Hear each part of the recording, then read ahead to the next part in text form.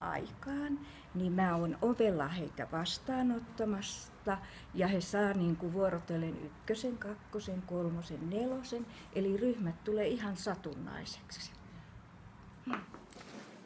Eli ohjeistuksena nyt on, että te olette kaikki perehtynyt tiettyihin aiheisiin etukäteen ja meillä on ollut tietyistä aiheista opetustakin, niin nämä pajat ja nämä aiheet liittyy näihin tämän syksyn asioihin ja niihin teidän ennakkotehtäviin, mitä teidän oli määrä perehtyä.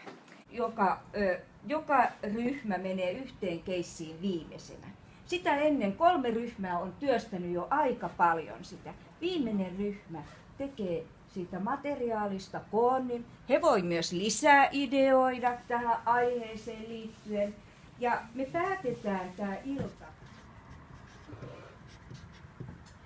Ja sitten se, että syljen eritys vähenee, niin myöskin se, että keho kuivuu, niin kuin ikääntyvällä niin kuin keho kuivuu. Voitaisiin tehdä niin kuin pienellä tähän. Ja, kun ne ei juo niin paljon. Joo, nimenomaan se. janon tunne vähenee. Joo. Vaikka ranskalaisilla viimoilla. Ikätöissä unen tarve ei vähene, mutta nukahtamisvaihe pitenee ja uni kevenee. Täällä on niin. Ja muuttuu pinnalliseksi.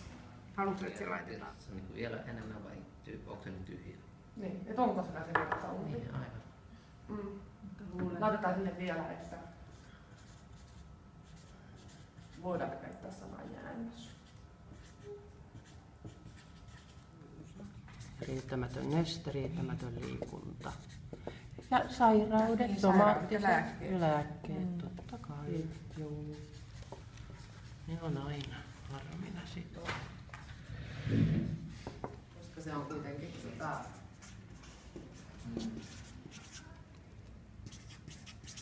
Noin. Se mieliala on se kaiken A ja O. Niin.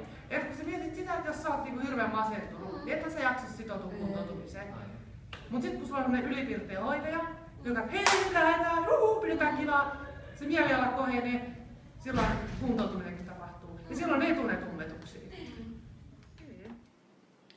Eli toi Kaisa, joka kärsi suun kuivuudesta, niin siinä oli, että mitkä voi olla sitten syynä tuohon suun kuivumiseen ja miten sitä voidaan lievittää. Eli syyt oli Totta kai ihmisessä saa voimaa. Tulee uusia ajatuksia. Itse ei välttämättä saa niin ajatella niitä asioita just siltä kannalta, kun taas toinen ajattelee ja saa uusia näkökulmia. Ei jännitä yhtään niin paljon. Ja kun saa käyttää niitä materiaaleja, ettei aina kaikkea muista. Ja kun on vielä tämmöinen tenttijännitys ja tämmöinen, mitä nyt käy. Että se on tämmöinen parempi. Tavallaan niin ehkä se paras anti on siinä, että kun sit vaihdetaan niin niitä omia kokemuksia. Ei pelkästään niin semmoista kirjatietoutta tungeta sinne, vaan tässä on niin mahdollisuus ikään kuin antaa vähän semmoista niin omaa palautetta. Että tentissä sun on pakko vastata, kun miten siinä kysytään, niin sitten se oikea vastaus siihen.